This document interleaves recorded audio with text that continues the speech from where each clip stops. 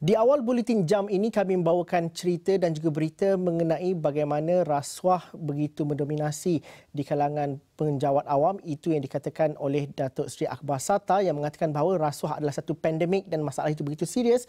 Dan juga satu lagi sisi lah kita melihat bahawa berita di mana Pengarah Jabatan Integriti dan Pemantauan Standard Bukit Aman Datuk Zamri Yahya yang mengatakan bahawa PDRM memantau pegawai-pegawainya ataupun anggota-anggota polis yang bermewahan dan tidak setara dengan pendapatan. Ini cerita mengenai rasuah dan saya ingin bersama dengan saudara Jaiz Abdul Karim, merupakan Presiden Pemerhati Rasuah Malaysia. Assalamualaikum, selamat petang saudara Jaiz. Waalaikumsalam warahmatullahi wabarakatuh tuan. Khabar baik, dan kita melihat kepada isu rasuah ini tidak berkesudahan dan lebih lagi kalau kita melihat kepada beberapa tangkapan sebelum ini menyaksikan yang melibatkan kepada penjawat-penjawat awam yang sepatutnya menguatkuasakan undang-undang. Bagaimana kita melihat bahawa ini perlu dilakukan secara menyeluruh dan tidak dijadikan pembudayaan yang norma di kalangan penjawat-penjawat awam, saudara Jaiz? Masalah ini kita dapat lihat berlaku sejak tahun 80-an dan sejak itu pun dah ada peraturan di dalam penjawat awam, tak salah saya di peraturan D tata tertib, di mana sekiranya terdapat anggota penguatkuasa ataupun anggota kerajaan yang dilihat berbelanja melebihi pendapatan, mereka akan tertakluk kepada tindakan disiplin. Namun perkara ini berterusan berlaku sehingga hari ini. Dan dari pemerhatian umum kita, orang kata sedikit saja penjawat awam yang terlibat. Bagi kita tidak sedikit sebenarnya, banyak dan ramai. Dan kita berharap sekarang ni peraturan semua dah ada dah.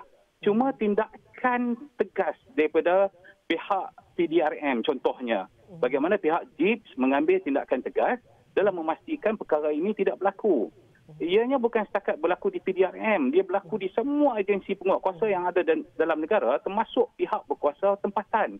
Rasuah dan salah guna kuasa telah membarah di dalam masyarakat kita hari ini. Tindakan tegas ini amat diperlukan. Jaiz, bagaimana kita nak melihat bahawa ini tidak dijadikan satu norma baru, dan kalau kita lihat kepada tangkapan SPRM juga melibatkan pelbagai peringkat dan juga pelbagai lapisan jawatan di dalam penjawatan awam. Jadi kita mahu masyarakat bertindak juga dalam masa yang sama dan tidak menganggap bahawa salah guna kuasa dan juga rasuah ini satu perkara yang normal. Jadi bagaimana selain daripada kita bercerita mengenai penguatkuasaan daripada pihak SPRM ataupun pihak polis untuk tertangkapnya salah laku ini, masyarakat dan juga kaki tangan awam secara keseluruhannya, bagaimana mahu bertindak? Perkara ini bukan satu norma baru. Malah baru-baru ini SPRM telah keluarkan satu jumlah bahawa terdapat 2,000 penjawat awam sejak 5 tahun lepas telah dibawa ke mahkamah atas kes rasuah dan salah guna kuasa. Itu yang dibawa ke mahkamah. Yang tak dibawa ke mahkamah masih banyak lagi.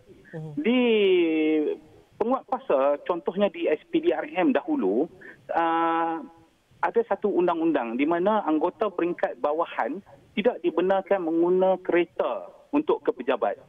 Dan sekiranya mereka didapati bawa guna kereta, maka ketua balai bertanggungjawab untuk memanggil dan menyoal siasat mereka.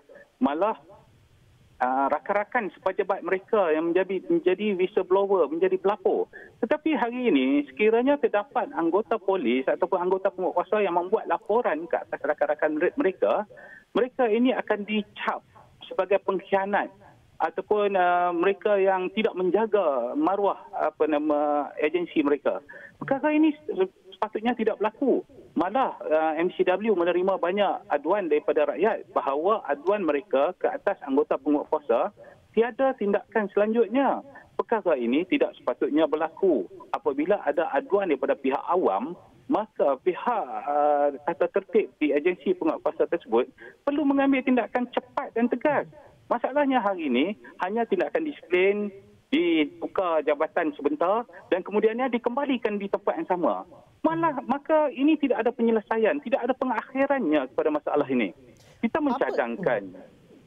Apa impaknya apabila penguatkuasaan dan juga tindakan itu tidak diambil dengan secepat mungkin? Kerana baru-baru ini juga ada kes penangkapan dan juga penahanan reman juga yang melibatkan jawatan imigresen contohnya, itu berkaitan dengan kes yang berlaku sejak tahun 2017.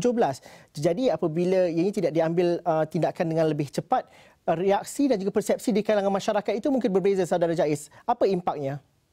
impaknya cukup besar kerana masalah rasuah bukan bertambah berkurang, malah ianya menjadi satu ruangan yang lebih besar kerana ruang dan peluang untuk mereka melakukan rasuah semakin terbuka luas. Yang menjadi mangsa adalah rakyat, adalah klien kepada agensi tersebut. Maka kita mencadangkan, undang-undang dah ada, penguatkuasaan di kalangan mereka yang bertanggungjawab ke atas tata tertib itu perlu lebih tegas. Tindakan buang kerja digantung serta-merta perlu dibuat. Ini tidak. Kita terkejut apabila anggota yang pernah terlibat dengan jenayah diletakkan di tempat yang cukup strategik yang boleh membolehkan mereka pecah rasuk, pecah amanah dengan lebih besar lagi. Kita hairan kenapa perkara ini masih berlaku. Saya ingin mencadangkan agar kerajaan bertindak dengan lebih tegas, malah mungkin jabatan itu perlu di-revamp besar-besaran, diubah besar-besaran, dan mungkin nama jabatan itu juga perlu ditukar. Kerana nama jabatan itu dah jadi obsolete, dah jadi terbiasa sangat dengan rasuah. Kita risau hal ini. Saudara Jais, mungkin dalam masa seminit, mungkin daripada MCW sendiri, bagaimana dengan respon dan juga tindakan orang ramai dalam pencegahan rasuah? Bagaimana mereka memberikan laporan, menjadi whistleblower dan sebagainya? Dari hari ke hari, adakah masyarakat memainkan peranan yang efektif? Rakyat hari ini semakin berani untuk tampil ke hadapan untuk melaporkan kes rasuah. MCW sentiasa bertemu dengan rakyat, mengadakan pendidikan dan menggalakkan rakyat untuk berani tampil ke hadapan untuk membuat laporan tanpa rasa ada takut. Kita rakyat perlu diberi satu jaminan bahawa setiap laporan yang dibuat itu mesti dirahsiakan kerana keselamatan rakyat juga penting. Kita merayulah kepada anggota penguatkuasa, janganlah kerana hendak mengejar sedikit pendapatan yang haram, mereka sanggup menggadai maruah negara. Malaysia ini adalah tanah air kita. Kita bersama-sama patut bertanggungjawab untuk menjaga keselamatannya demi amanah yang ada di tangan kita.